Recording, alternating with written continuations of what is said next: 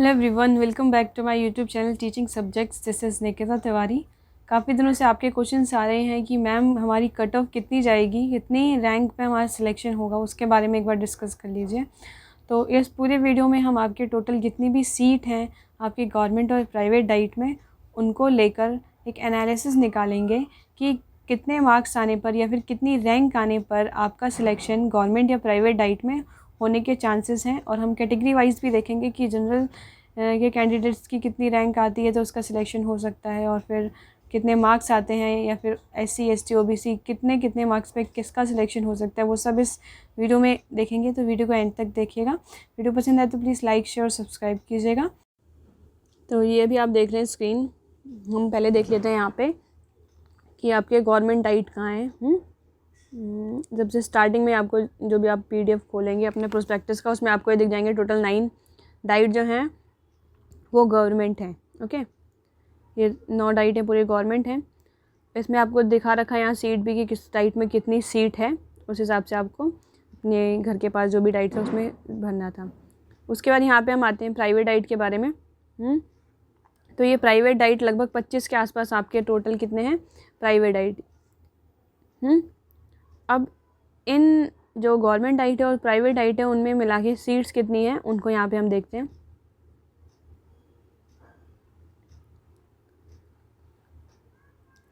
तो यहाँ पे आपको बताया गया है। यहाँ पे आपको दिया है कि 85% जो सीट है जो दिल्ली के स्टूडेंट हैं जिनका आधार कार्ड पे दिल्ली का एड्रेस होगा उनके लिए रिजर्व हैं। बाकी जो आपका 15% बचता है वो अदर स्टेट से, जो कि आगे बिहार, UP, MP, भारत के किसी भी अदर स्टेट से जो भी स्टूडेंट हैं उनके लिए अलग से कट ऑफ बनेगी। ओके, उनका कंपटीशन उन स्टूडेंट्स के साथ होगा और जो दिल्ली वाले हैं उनका कंपटीशन दिल्ली वालों के साथ होगा। ओके, अब जनरल में यहाँ पे बता रखा है कि 465 के आसपास सीट है, OBC में 132, SC में 133, क्वालिफाइंग 12 फॉर NCT। अब ये टोटल आपको यहाँ पे दिख रहा होगा। इस NCC वाले जो हैं जिन्होंने कोटा से अपना भरा होगा उनकी इतनी सीट्स हैं। स्पोर्ट्स में देखो ऐसे, तो ये आपको टोटल दिख रहा है यहाँ की 887 जो है सीट है किसकी, ये है आपकी दिल्ली वाले कैंडिडेट्स के लिए। कैटेगरी वाइज सब डिवाइड करने के बाद इतनी है। ठीक, उसके बाद अब हम अगर देख लें कि 15% जो रिजर्वेशन अदर स्टेट के लिए है उसमें कितनी सीट हैं, तो लगभग जनरल 90, 24 हो गया, OBC के लिए, SC के लिए 23, ST के लिए 12, PWD के लिए 4। तो ये टोटल सीट हो जाती है आपकी 1040। कितनी? 1040 जो सीट है ये आपके गवर्नमेंट डाइट के अंदर है। और लगभग फॉर्म कितनों ने भरा है, लगभग 15-20 हज़ार स्टूडेंट ने तो फॉर्म ही फिल किया है। तो उनके बीच आपका कंपटीशन है। अब उसमें भी जो सीरियस कैंडिडेट हैं वो बहुत कम होंगे। तो उस पे भी आपको फोकस करना है, घबराना नहीं है। जैसे अभी आपको ये देखते हैं कि वीडियोस पे व्यूज़ कितने आते हैं, 4000, 5000 या 1000, 2000। तो इतने स्टूडेंट जो हैं वो एक्टिव हैं। कोई भी वीडियोस देख रहे हैं स्टूडेंट ये DLED का, तो वो जो एक्टिव स्टूडेंट हैं वो हैं, और जो एक्टिव स्टूडेंट हैं वो बहुत अच्छे से प्रिपरेशन कर रहा होगा। तो जो भीड़ है 12,000, 15,000 की, वो अपने आप हट जाती है। फिर नेक्स्ट हम यहाँ पे देख लेते हैं। जैसे यहाँ पे फिर बता रखा है ग्रैंड टोटल में ये मैट्रिक्स फॉर गवर्नमेंट डाइट्स। यहाँ पे जो है जो दिखा रहा है सीट वो गवर्नमेंट की, गवर्नमेंट में जो स्टूडेंट है जनरल उनका 555 के आसपास सीट है। यहाँ पे जो इनका मैट्रिक्स है वो अलग हो जा रहा है। और आपकी OBC की 156 है, SC की 156, 78, NCC की 9, स्पोर्ट्स 18, ये सब पूरा दे रखा है। और यहाँ पे भी 1040 हो रहा है इनका फुल। कौन से डाइट में कितनी सीट किस कैंडिडेट के लिए है वो यहाँ पे दिया हुआ है। जैसे यहाँ पे केशवपुरम डाइट में जनरल है वो 66 है, और जो OP है वो 14 है। OP का यहाँ फुल फॉर्म नहीं दिया हुआ, क्या है OP?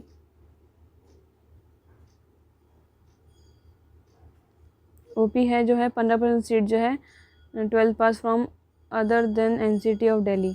ठीक है, कि ये 15% सीट उनकी है जिन्होंने बाहर से अपना DLED कर रखा है। हाँ तो देखो टोटल हो गए ना। अब इसमें कैसे यहाँ पे 555 हो रहा है, क्योंकि यहाँ पे हमने क्या किया था, जो ऊपर यहाँ पे थे हमने, या ये 465 ले लेंगे जो दिल्ली के कैंडिडेट हैं और 90 उसमें जोड़ देंगे तो लगभग 555 की सीट हो जाएगी जनरल कैंडिडेट की। हाँ तो अदर स्टेट को मिला के 555 सीटें आपकी ओवरऑल गवर्नमेंट डाइट में जनरल कैंडिडेट के लिए, 156 ओबीसी के लिए, 156 एससी के लिए, ऐसे पूरी दे रखी है ओवरऑल। ठीक, उसके बाद आपका नीचे आते हैं हम, ये है प्राइवेट डाइट। प्राइवेट डाइट में आपका जनरल कैंडिडेट के लिए जो दिल्ली का है उसके लिए 772 सीट है, और जो अदर स्टेट से है उसके लिए 151 है। ऐसे ही हर कैटेगरी के लिए यहाँ पे दे रखा है सीट। तो अगर हम ओवरऑल देखें प्राइवेट डाइट में तो कितनी हो रही हैं, 1900। अब आप ले लो कि गवर्नमेंट डाइट में आपके 1040 थे और इसमें 1900 हैं। तो टोटल आपकी सीट कितनी हो गई, 2940। हाँ 2940 के आसपास सीट हैं आपकी टोटल। अब कुछ स्टूडेंट बोले थे कि 13,000 12,000 सीट है दिल्ली में, ऐसा कुछ नहीं है। आपको यहाँ प्रोस्पेक्टस खोल के दिखा दिया कि इतनी सीट है। अब इतनी सीट पे आपका कंपटीशन होगा। पहले क्या होता है कि आपने गवर्नमेंट और प्राइवेट दोनों डाइट डाले थे, तो उसमें जिन भी स्टूडेंट के ज़्यादा मार्क्स होंगे वो गवर्नमेंट डाइट में जाएंगे, और उसके बाद जो गवर्नमेंट डाइट में सीट भर जाएगी तो उसके बाद के जो कैंडिडेट है वो प्राइवेट डाइट में जाते हैं। ठीक, अब यहाँ पे मैं आपको दिखाती हूँ कि हम क्या कर, मतलब इसको देख के आपको क्या अंदाज़ा लगा सकते हैं आप कि कितनी सीट पे आप जनरल कैंडिडेट का होना चाहिए। देखो अगर आपके जनरल कैंडिडेट में बोल रही हूँ मैं कि अगर यहाँ पे आपको 555 तो दिख रहा है, यहाँ आपको 555 दिख रहा है, लेकिन ज़रूरी नहीं है कि जितने भी जनरल स्टूडेंट होंगे उनके 555 आएंगे तो उनका सिलेक्शन हो जाएगा। बिल्कुल भी नहीं है ऐसा, क्योंकि इन 555 में जो भी स्टूडेंट एससी एसटी ओबीसी, मतलब कुछ स्टूडेंट ऐसे भी होंगे ना जो कैटेगरी भी रखते होंगे और ज़्यादा मार्क्स भी लेके आए होंगे, तो वो स्टूडेंट जो कैटेगरी भी रखते हैं और ज़्यादा मार्क्स लेके आते हैं, अगर जनरल के बराबर वो मार्क्स लेके आते हैं तो वो जनरल में काउंट हो जाते हैं। वो कैटेगरी का लाभ फिर नहीं लेते, उनको जनरल में काउंट किया जाता है।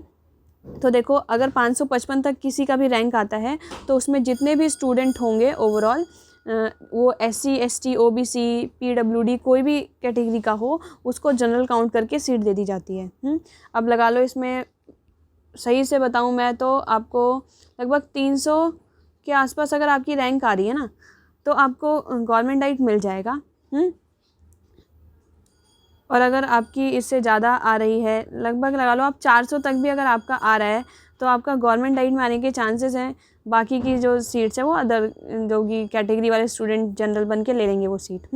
उसके बाद हम एक लगा लेते हैं कि चलो 400 तक आपकी रैंक आ रही है तो आप जनरल में चले जाएंगे, जनरल कैंडिडेट। अब ये इसमें ओबीसी एससी एसटी कुछ भी आता है वो जनरल में काउंट हो जाएगा। उसके बाद जनरल के बाद आपकी लगा लो 500-600 के आसपास आती है रैंक, तो आपका जो भी कैटेगरी से ओबीसी हो गया तो आपका ओबीसी में हो जाएगा। उससे फिर ले लो आपको 700 तक अगर आ रही है आपकी तो ईडब्ल्यूएस का भी है ना, 700 हो गया। फिर 800 तक में आपकी एसटी, 800 में आपका एसटी तक का आ जाएगा। फिर लगभग आपका 900 तक अगर आपकी रैंक आ रही है तो आप एससी में आपका 800 तक आ रहा है और एसटी में आपका आ जाएगा। तो ऐसे लगा के आपका 100 का मार्जिन ले लो आप, क्योंकि सीट भी देखो यहाँ पे 100 के आसपास है, 100 के आसपास सीट दिख रही है आपको। तो उसमें देखेंगे कि अगर आपका 400 तक आ रहा है रैंक तो आपको हम जनरल में ले लेते हैं। ठीक, उसके बाद आप 600 तक लेके आ रहे हैं तो आप चले जाएंगे ओबीसी में। अगर ओबीसी कैंडिडेट के इतने मार्क्स आ रहे हैं तो उसके लिए बोल रही हूँ मैं, क्योंकि जब आप जनरल की सीट ख़त्म हो जाती है, 555 सीट ख़त्म हो जाएगी, उसके बाद कैटेगरी की स्टार्ट होती है, तब कैटेगरी काउंट करने लगते हैं। तो लगभग आपकी अगर 600-700 तक की भी रैंक आ रही है, और बच्चे ऐसा तो नहीं है कि ओबीसी के जो स्टूडेंट है वो स्टार्टिंग में वो पीक लास्ट रैंक वाला भी ओबीसी का स्टूडेंट है और बीच में कोई ओबीसी नहीं है, तो लास्ट वाला बच्चा भी आगे आ सकता है, उसको भी ध्यान में रखना है। तो यहाँ पे 600 लगा लो ओबीसी, उसके बाद 700 के आसपास अगर जा रही है तो आपका ईडब्ल्यूएस से हो सकता है आपका। फिर 800 तक जा रही है आपका तो आप एसटी हैं। और फिर अगर 900 के आसपास तक भी आपकी जा रही है तो ये SC और ये ST, ठीक।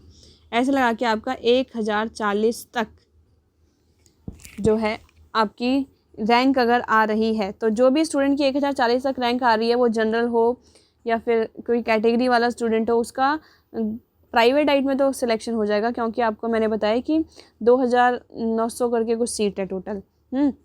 2900 में जो सीट है उसमें जो भी कैंडिडेट इससे 1500 तक भी लेके अगर जनरल कैंडिडेट आ रहा है, जनरल स्टूडेंट आ रहा है, तो उसका प्राइवेट या गवर्नमेंट किसी भी डाइट में एडमिशन हो जाएगा। इसके बाद अगर आपके हैं तो जनरल वालों के लिए कम चांसेस हैं। बाकी कैटेगरी वाले हैं तो कैटेगरी में होता है कि अगर बीच में बच्चे नहीं हैं तो कैटेगरी में फ़ाइट होती है बस कैटेगरी वाली की, मतलब OBC की फ़ाइट बस OBC वाले स्टूडेंट से होगी, SC की फ़ाइट सिर्फ SC से होगी। तो उसमें देख के जो भी कैटेगरी है फिर आपके मार्क्स डिसाइड होंगे। अब मैं अगर मार्क्स का बताऊं आपको कि कितने मार्क्स पे आपका सिलेक्शन हो सकता है, तो उसको हम जल्दी से देख लेते हैं। अगर जनरल कैंडिडेट में देखूं मैं, तो अगर आपके 99 से लेकर 105 तक मार्क्स आ रहे हैं तो आपका जनरल की सीट पे सिलेक्शन हो सकता है। OBC में आपका अगर 96, ये हम क्लीन पेज ले लेते हैं एक, ताकि आपको अच्छे से दिखाई दे। ये देखिए यहाँ पे मैं बताती हूँ आपको जनरल का। जनरल में अगर आपके 99 से 105 के बीच में आ रहे हैं तो आपका सिलेक्शन हो सकता है। उसके बाद OBC में देखते हैं तो अगर 96 मार्क्स तक आपके आ रहे हैं तो आपका हो जाएगा सिलेक्शन। EWS में भी आपका 96 तक ही आना चाहिए, मतलब इनकी ज़्यादा गैप नहीं होता मार्क्स में। फिर SC हैं अगर तो 90 तक अगर आपका आ रहा है तो चल जाएगा, या 90 से कम भी ले लो आप, 85 और 90 के बीच में अगर आ रहा है तो ओके। और ST का भी अगर आपका 80 से 85 के बीच में आ रहा है तो ऐसे आपका सीट का डिस्ट्रीब्यूशन हो जाएगा। इतने नंबर अगर आपके बन रहे हैं, आपने कैलकुलेट किया हो खुद से भी, तो आप अपने आप को जज कर सकते हैं। बस एक चीज़ आपको समझने की थी कि स्टार्टिंग में जो भी 555 तक सीट है जो, उसमें जनरल स्टूडेंट काउंट होते हैं, और जनरल में अगर कोई SC ST OBC भी आ रहा है तो वो भी जनरल की सीट पे ही जाता है। बाकी उसके बाद जो सीट बचती हैं, लगभग आपकी 555 सीट चली गई तो 500 के आसपास जो सीट बच रही हैं, 500 या 450 सीट जो बच रही हैं, उसमें कैटेगरी वाले स्टूडेंट बस फाइट करते हैं। जो OBC हैं OBC की सीट लेंगे, EWS की सीट लेंगे, SC SC की, और ST ST की सीट्स लेंगे। ओके, तो ये था ओवरऑल। अब आप बताइए कि आपको क्या लगता है आपका सिलेक्शन होगा या नहीं होगा। और आप कहाँ से देख रहे हैं वीडियो, ये भी बताना कि आप अदर स्टेट से कितने स्टूडेंट हैं, कितने दिल्ली वाले हैं, ये भी बताना मुझे, ठीक है। वीडियो कैसा लगा प्लीज़ लाइक शेयर सब्सक्राइब करके बताइएगा। Thank you.